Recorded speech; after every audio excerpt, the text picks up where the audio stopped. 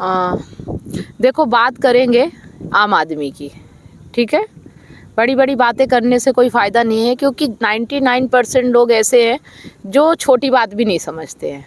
ठीक है, तो बात करेंगे एक मनुष्य के जीवन की, कि मनुष्य का जीवन कैसा होना चाहिए। तो मनुष्य का जीवन अगर कहा जाए ना, तो ऐसा होना चाहिए कि जिसको इतनी आज़ादी हो कि वो अपनी स्वतंत्रता में जी सके, है ना। अपने जो भी उसका मन कर रहा है वो सब करने में सक्षम हो सके वो, और कोई रोक टोक ना हो, कोई बाधा ना हो। और ये सब होता है तो मनुष्य को तकलीफ़ होती है।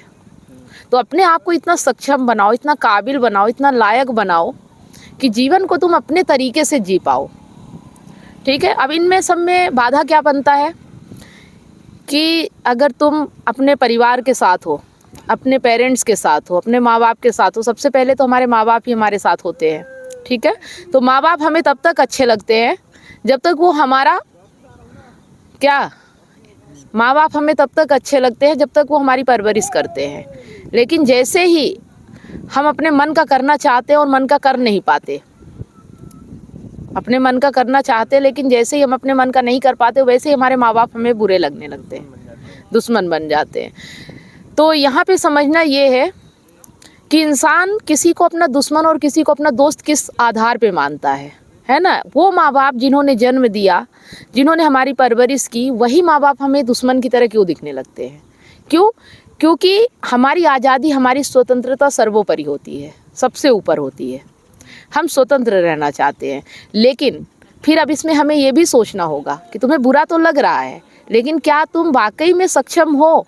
अगर तुम सक्षम होगे ना तो तुम्हें बुरा नहीं लगेगा। तुम्हें बुरा तभी लगता है जब तुम कर नहीं पाते हो। मतलब अगर पेरेंट्स कुछ बोल रहे हैं तो इसका मतलब है कि वो तुम पे भरोसा नहीं कर पा रहे हैं, या वो तुम्हें रोक टोक रहे हैं, तो इसका मतलब वो तुम्हें इतना काबिल नहीं समझ पा रहे हैं, और ये तुम उन्हें बता नहीं पा रहे हो, दिखा नहीं पा रहे हो, और सिर्फ तुम जिद कर रहे हो कि मुझे मेरी मर्जी का करने दो। समझ रहे हो बात को?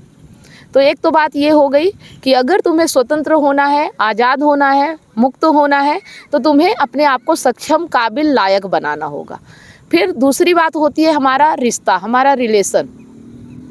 ठीक है, तो हमारे रिलेशन में जो हमारी गर्लफ्रेंड आती है या जिससे हमारी शादी होती है, जो हमारी पत्नी बनती है, वहाँ भी यही बात होती है कि फिर हम जो हमें समाज ने बता दिया है, पुरुष स्त्री, और स्त्री को ऐसे होना चाहिए, पुरुष को ऐसे होना चाहिए, पुरुष का ये काम है, स्त्री का ये काम है। तो जब हम एक स्त्री पुरुष जब मिलते हैं ना,